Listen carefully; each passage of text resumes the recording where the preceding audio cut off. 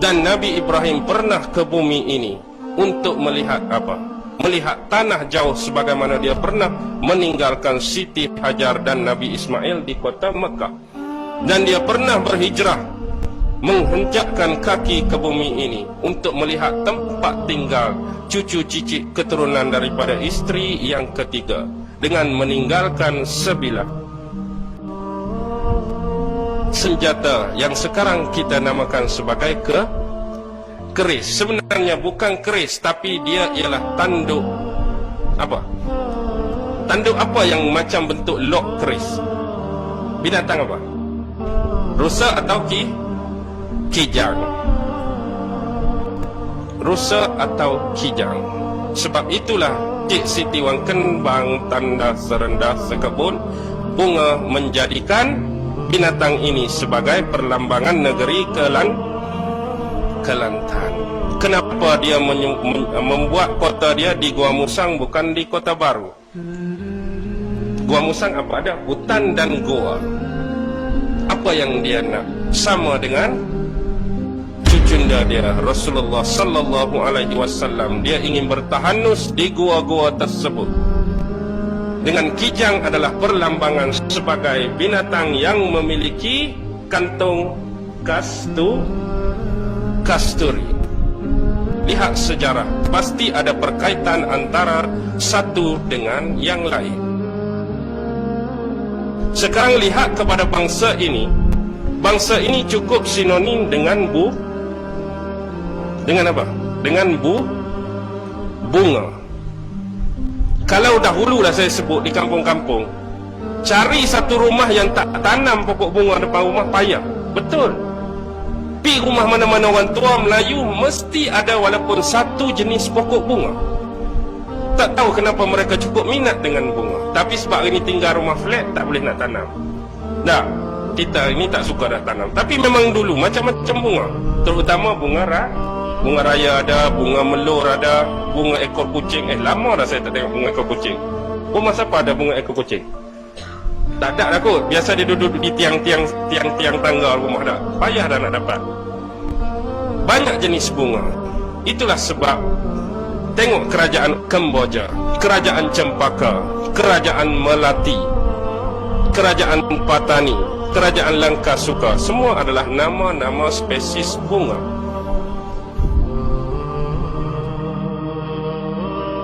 Kerajaan utara ialah Kemboja, Cempaka, Melati, Patani, Langkasuka, segenting kera empayar Cermin Jeddah. Di tengah Kelantan, Pahang, Johor, Melaka, Kedah Tua dan Selangor. Di sebelah timur Funan, Okinawa dan Sulu adalah milik bangsa Melayu suatu ketika dahulu. Dan di sebelah barat Sumatera, Riau dan Jawa. Inilah klosa. Akhirnya inilah yang dikembangkan oleh Maharaja-Maharaja Sriwijaya, Maharaja-Maharaja yang selepasnya Kesultanan Melaka dan seterusnya sampai ke hari ini. Mereka telah membuka satu demi satu sejarah dan negeri-negeri serta negara dan wilayah-wilayah yang lain. Sebab itulah bila disebut Melayu pernah sampai ke hujung Madagaskar dan paling jauh di Kepulauan Hawaii. Inilah yang ada di University of Tennessee, satu alat apungan milik Hulu Balang Melaka dahulu yang mereka temui di Kepulauan Hawaii. Sebab itu Hulu Balang Melaka menggunakan laluan Kepulauan Cebu. Mereka tak sesat bila tiba di Kepulauan Hawaii. Sekarang kita pun tak kenal alat itu. Dan di hall chamber itu adalah sebatang keris. Orang Jepun pakai apa? Orang Jepun pakai pedang samurai dan pedang bushido. Pedang samurai untuk lawan musuh. Kalau mereka bertempur, adat rasmi dan kebudayaan samurai, kalau mereka kalah dalam peperangan, mereka tak mati, mereka akan bunuh diri dengan pedang pendek satu lagi. Itulah amalan adat bushido yang dipanggil pedang kaizen bushido. Dia perang kalah, tapi hero tu tak bunuh dah dia. Kalah secara beradab, beremak. Dia balik, dia mesti bunuh diri. Sebab itu dah tradisi Bushido dengan Kaizen Bushido. When the crew of a US destroyer attempts to rescue a crashed pilot, he pulls out a grenade.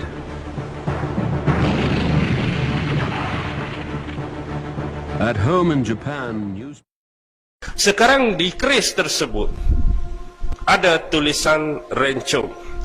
Profesor Jim Moore dan University College of London, bila dia meneliti keris tersebut, rupa-rupanya ramuan untuk membuat keris tersebut ialah ramuan daripada besi 7 pa. Sudah besi 7 pa pula dah. Apa dia ramuan besi 7 pa? Biasanya pendekar dan hulu balang saja yang tahu. Apa dia rahsia besi 7 pa?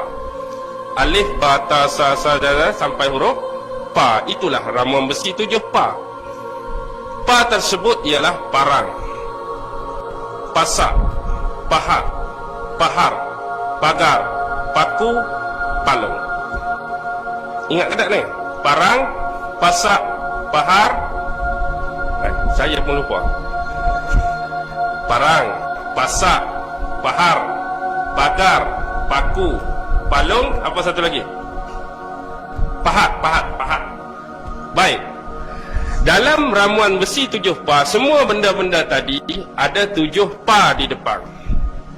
Dan bukan setakat 7 pa. Untuk menjadikan senjata tersebut hebat, besi yang dimulai dengan alat pa tadi mesti 7 bersifat pa, iaitu patah. Mesti cari parang yang patah, pasak yang patah, pahar yang patah, pahat yang patah, pagar yang patah, paku yang patah, palung yang patah. Palung ni tahu tak? Kelantan dia panggil sadap. Orang sini panggil kerambit tu. Dia macam ni. Kalau yang panjang, biasa kita tebas semak-semak tu kita tak mau guna kan, semak tu. Sadap ni dia ulu dia pendek, mata dia biasa orang tua cerut-cerut dia ni nak bagi lembu makan. Pendek sikit. Kalau panjang tu kita tak mau guna rumput tu, kita nak tebas bagi pendek saja. Ni pendek tu. Awak panggil apa? Kerambit apa? Kerambit lah kot. Kelantan dia panggil sadap. Itulah palung. Jadi benda tu 7 pa dah. Nak cari semua hak patah pula dah. Bila cari semua hak patah tadi, inilah ramuan besi 7 pa yang asli. Dia akan panas, dia akan didih, dia akan cairkan balik besi ni. Lalu kita bentuk keris ke, sama ada kita nak buat parang ke, sama ada kita nak buat badik. Tahu tak badik? Yang macam lawi ayam tu, dekat kaki ayam tu. Biasa kita akan pakai di jari, kemudian dia ada cekok sini. Itulah senjata terakhir yang akan kita guna. Kalau keris jatuh, parang jatuh, biasa pendekar dia akan ada badik. Badik hanya 3 gerakan. Leher, sini, urat keting bawah lutut tu. Dia akan potong tempat-tempat yang punca je. Leher, sini, bawah kelipatan betis dan paha tu. Memang akan KO terus.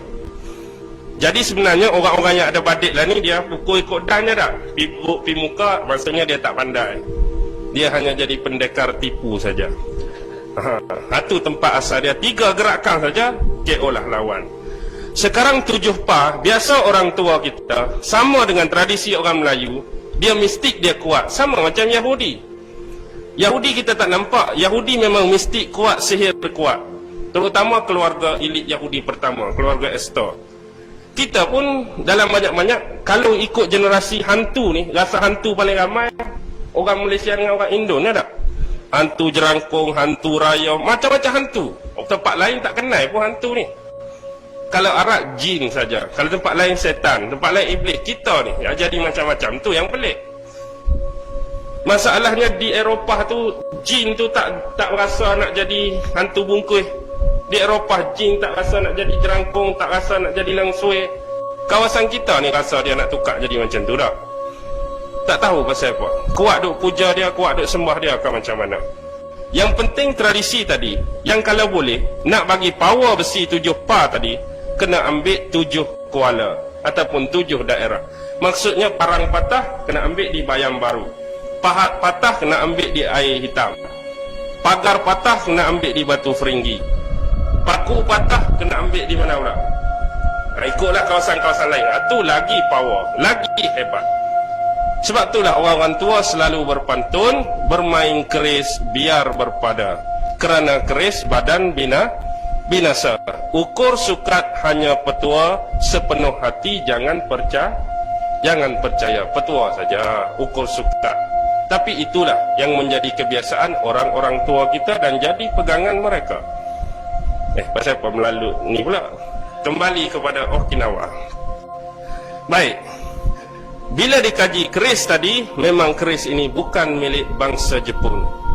Para arkeologi Jepun, bila mereka temui ini, di atas darat pula bersebelahan dengan Pulau Yonaguni ada satu minoriti penduduk satu kampung yang penghuni dia ada 63 orang sahaja. Bila pergi guna bahasa Jepun, soal siasat temu ramah tapi langsung tidak difahami oleh mereka. Guna bahasa Jepun tak pandai, tapi bila mereka bercakap ditulis oleh penemu ramah tadi, mereka menemui 3 perkataan. Mata, batu, air. Ini bahasa siapa? Ini adalah bahasa Melayu. Mungkin mereka adalah sisa-sisa terakhir bangsa Melayu yang menginap dan tinggal serta menghuni di Kepulauan Yonaguni di Okinawa, Jepun.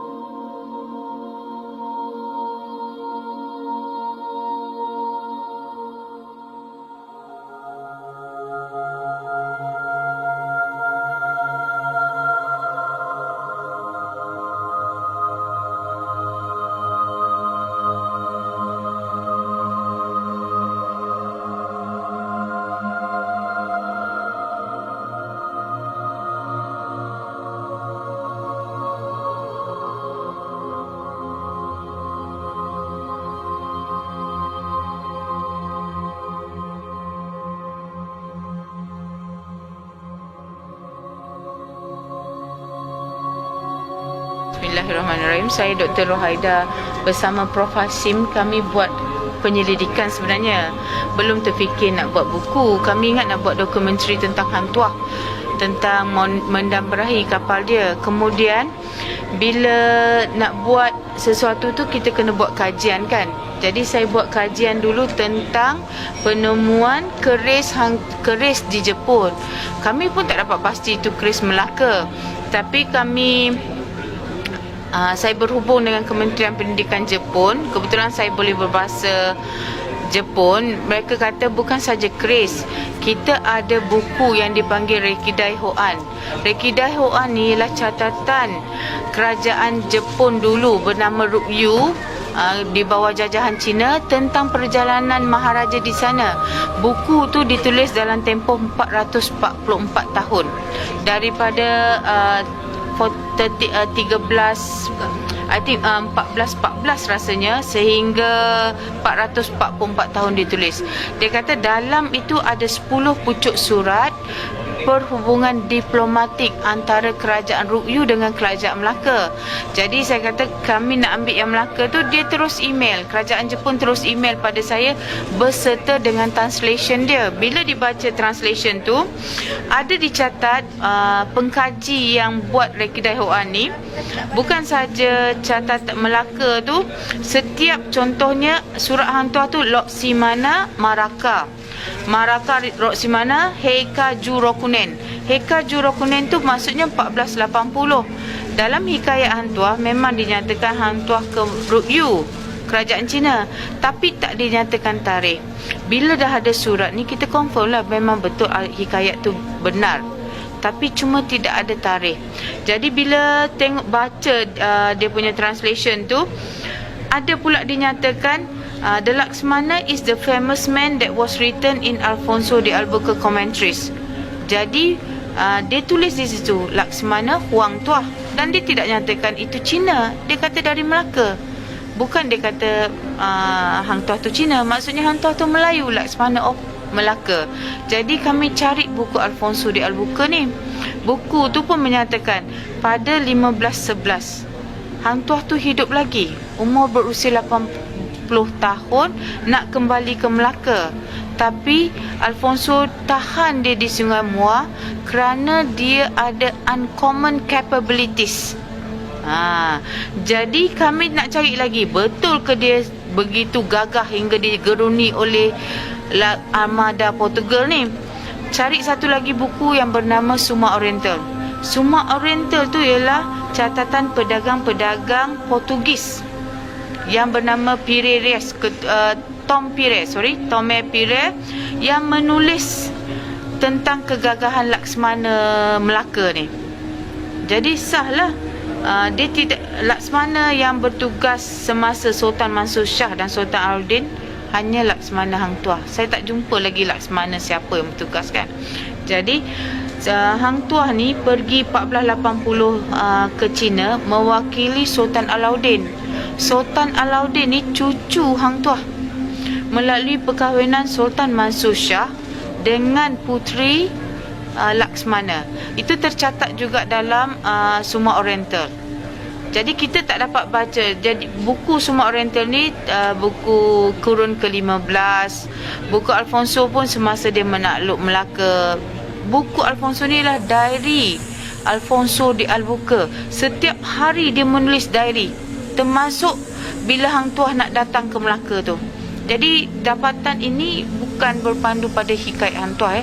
Dapatan dari buku ni melalui research saya dengan Prof. Hashim ialah dapatan daripada luar negara, daripada Okinawa yang dulu nama dia Ryukyu.